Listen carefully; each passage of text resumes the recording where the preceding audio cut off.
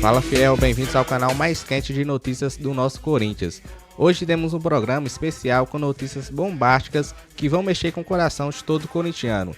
Jornalista trouxe informação quentíssima sobre a venda bilionária do combo de patrocínios, master da camisa e os naming rights da arena.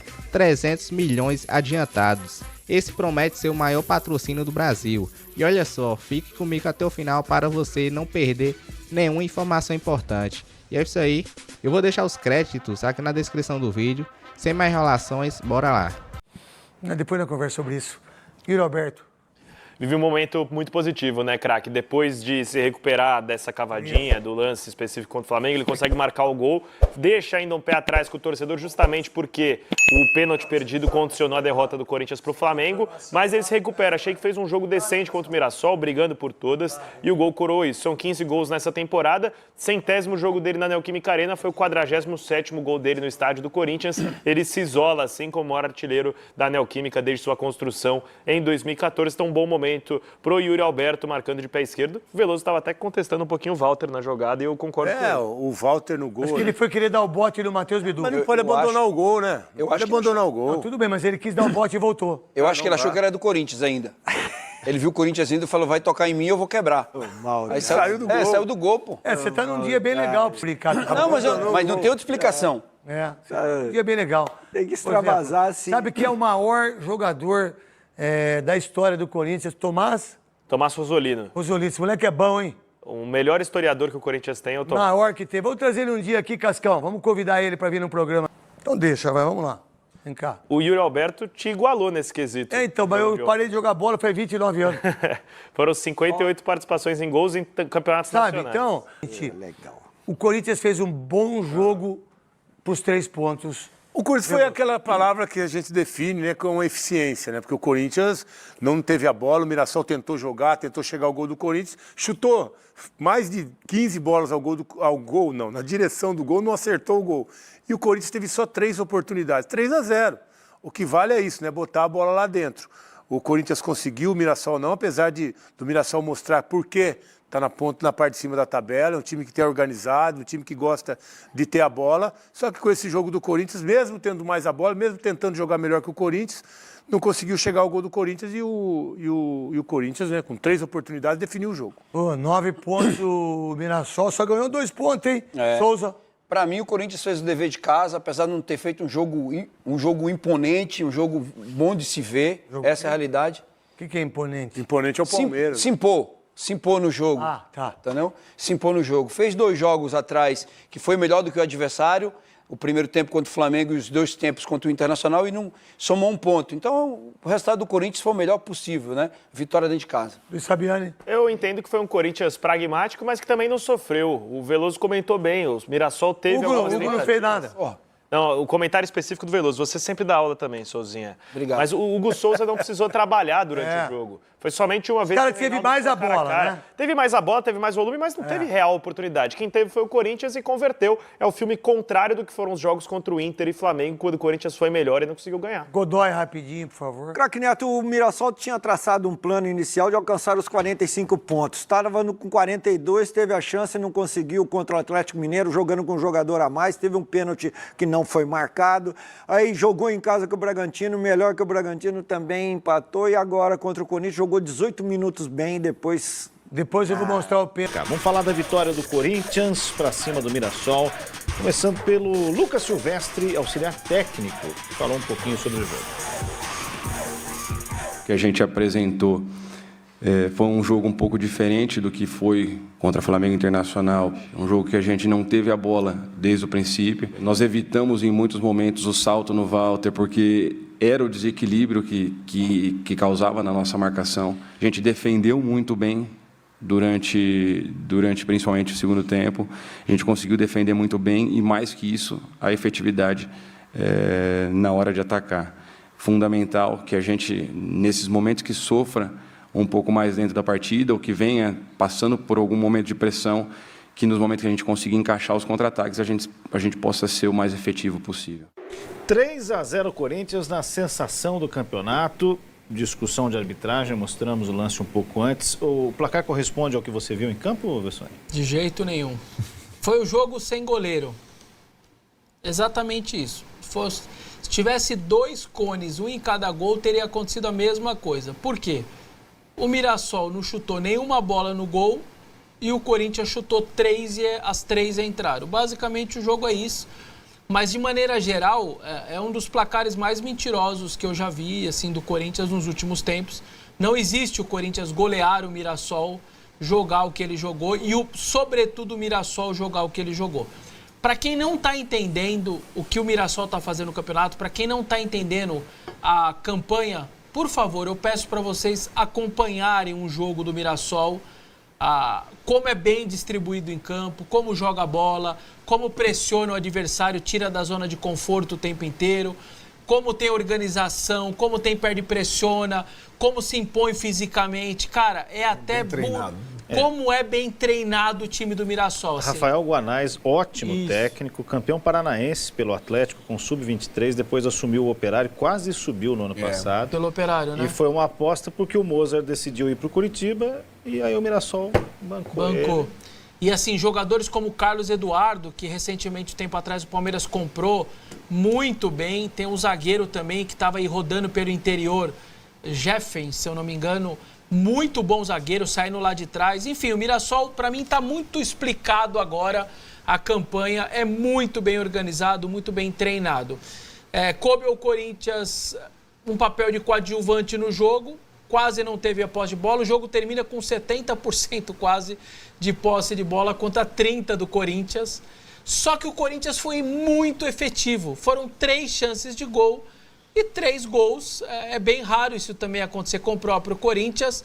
E você percebe, ó, esse terceiro gol sai, o Yuri tenta fazer a tabela, ele erra e a perna do jogador do Mirassol completa a tabela. E no primeiro gol, o pênalti acontece porque a bola bate nas costas do Yuri, vai para o lado, o Guinegão erra o domínio, vira um passe para o Bidu fazer o cruzamento. Então, assim, é surreal o jeito que saíram, inclusive, os gols, mas a efetividade do Corinthians, a qualidade de conseguir pôr a bola para dentro, isso também é inegável. Aí, ó, tá isso. Acontece, as bolas batem nas costas do Yuri, vai lá, o Guinegão domina errado, olha lá, ó, bateu nas costas, ó, o Guinegão domina errado, vira o passe pro Bidu, e aí a bola é bem colocada, o pênalti é claro, o Reinaldo puxa o braço do Yuri, tanto que o Reinaldo nem reclama, o Reinaldo que reclama de tudo, enfim, é daqueles jogadores que qualquer lance ele faz um escarcéu e ele fica quieto, ele sabe o que ele fez, ele nem reclama, o pênalti é claro, e aí o Maicon bate. Isso vale a discussão também, porque a torcida até pediu pro Yuri, olha lá, ó, ele puxa, a torcida pediu pro Yuri bater, só que o Yuri vai saindo de fininho, e aí, de acordo com a comissão técnica, o Maicon estava combinado já no pré-jogo de que se tivesse algum pênalti, quem bateria era o Maicon e não bateria o Yuri por conta do que ele fez contra o Flamengo. Acho até que no próximo jogo o Yuri vai voltar a bater. Mas realmente, assim, quem vê o 3-0 não tem a mínima noção do que aconteceu no jogo, mas o fato de não ter tido goleiro dos dois lados, 3 bolas, 3 gols, e o outro não consegue chutar, apesar do domínio, das chances claras, um monte de bola raspou trave, o Mirassol... Depois da evolução de Breno Bidon com a camisa do Corinthians, ele não vinha fazendo uma temporada boa, aliás, a temporada muito abaixo dele, e de repente ele assume a posição de Rodrigo Garro no meio-campo. E aí ele começa a evoluir. São 4 jogos aí, até 4 ou 5 jogos que ele vem jogando bem, né, deixando ali os atacantes na cara do gol, né, tem ajudado inclusive na marcação. Enfim, o Breno Bidon tem apresentado um futebol que não vinha apresentando, né, a gente sabe disso. Inclusive, eu fico agora até curioso, né, para ver quando o Rodrigo Garro voltar, como é que vai ser o Breno Bidon na outra função, na função de volante. E aí fica a questão se o Corinthians começou a receber sondagens, né, pelo Breno Bidon ou propostas, tá? E me falaram que são 2 sondagens avisando que vem proposta no final do ano, uma do PSV, tá? E outra do Oriente Médio, né? O staff do jogador também já falou para o Corinthians que pode pintar coisa até da Premier League, tá? Mas o que tem de concreto, né, são sondagens com valores, inclusive, ó, podemos mandar essa proposta aqui no final do ano, é do PSV e do Oriente Médio, tá? Por enquanto, o Corinthians, né, não trabalha com a ideia de vender o Breno Bidon, mas no final do ano, se continuar nessa evolução, é capaz que seja um dos jogadores aí que pode, né, ser negociado pelo Corinthians. Vamos aguardar, mas me deixaram uma coisa bem clara, tá? Eu quero deixar para vocês, não tem proposta, tá? Não tem proposta. O que tem é uma sondagem, aquela sondagem barra valor, né, ó. O staff leva, ó, o PSV quer pagar isso, e esse clube aqui do Oriente Médio quer pagar isso. É isso que tem do Breno Bidon. Deixe seu like, comente aqui embaixo. Eu trabalhei muito aí, muito, né, para buscar para vocês a notícia sobre os Neymer Whites, né? A gente tem trazido aqui muitas vezes, né, em primeira mão, muitas vezes mesmo, notícias sobre os novos Neymer Whites e também patrocinador master do Corinthians. O Ben já disse na CNN, tá? Aliás, obrigado ao Mano lá pelos créditos em relação à informação que eu tenho dado, né, que o Corinthians quer vender o combo, né? Tanto os Neymer Whites como a camisa juntos, né?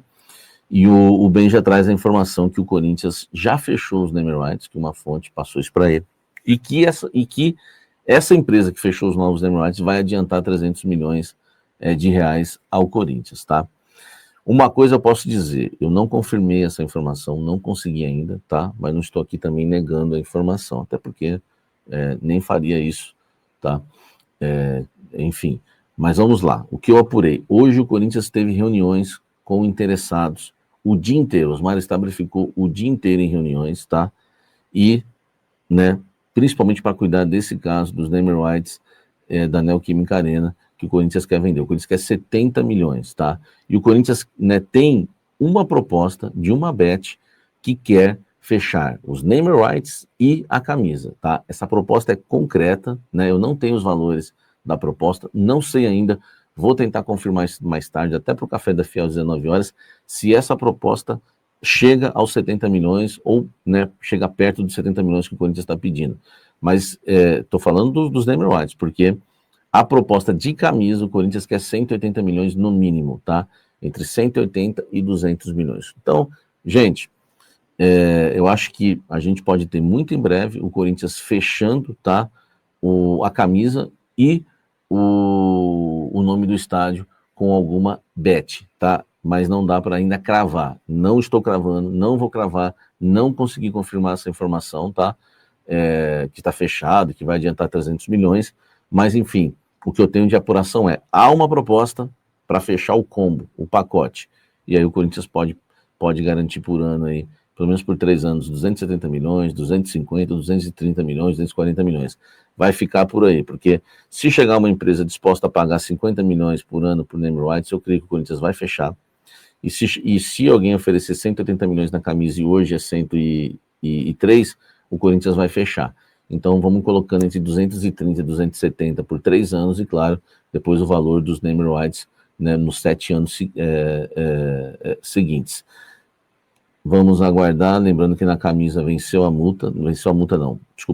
a multa de 120 milhões para 30 milhões, a empresa que fechar vai pagar essa multa. Essa é a informação que eu tenho. A novela não está encerrada, tá? Ainda não está fechado, nada, pelo menos não consegui confirmar, mas há avanço, porque agora há uma proposta para o combo de uma bet. Basta saber se a atual bet do Corinthians vai cobrir essa proposta ou não. E há cenário lá atrás que, né, quem sabe? Vamos ver. Tudo pode acontecer ainda. Deixa o like, inscreva-se no canal, aguardo vocês. Ótima notícia, hein, Fiel? O Samir Carvalho trouxe a informação de que o Corinthians já tem uma proposta na mesa para vender os name rights da Arena e o patrocínio Master. Para quem não sabe, o patrocínio Master é o patrocínio principal da camisa, que hoje é ocupada pela Esporte da Sorte, e os name rights é o nome da arena, que hoje se chama Neoquímica Arena, né? Porque o Corinthians vendeu os name rights para a Hypera Pharma ainda na época da pandemia. O presidente do Corinthians na época era o Duílio Monteiro Alves, e o Corinthians tinha fechado por 300 milhões de reais em um contrato de 20 anos. Então o Corinthians recebe 15 milhões por ano pelos name rights da Arena no contrato atual. Só que o Corinthians entende que esse contrato está ultrapassado. O Benja também, né, trouxe a informação de que inclusive o Corinthians já fechou com essa nova empresa para vender aí os name rights e o patrocínio Master de uma vez. E essa empresa também vai fazer o Pix de 300 milhões de reais para o Corinthians de forma adiantada, o que ia salvar o Corinthians, né? Imagina, um Pix aí de 300 milhões, o Corinthians já dava para pagar uma boa parte da dívida. E também o Corinthians atualmente aí está sofrendo com os transferban pela compra aí do Félix Torre e pode receber até mais 5 transferban, isso mesmo. Então esse dinheiro vai ajudar muito o Corinthians, tomara que se concretize, né? Eu também quero saber a sua opinião, o que você acha? Como você usaria esse dinheiro para reestruturar o Corinthians da melhor forma? Deixa sua valiosa opinião aqui nos comentários, sua opinião é muito importante. Eu vou deixar um coraçãozinho aí em todos os comentários. E não se esqueça também de curtir o vídeo e de se inscrever no canal. E é isso aí, obrigado por assistir até aqui, um forte abraço e até o próximo vídeo.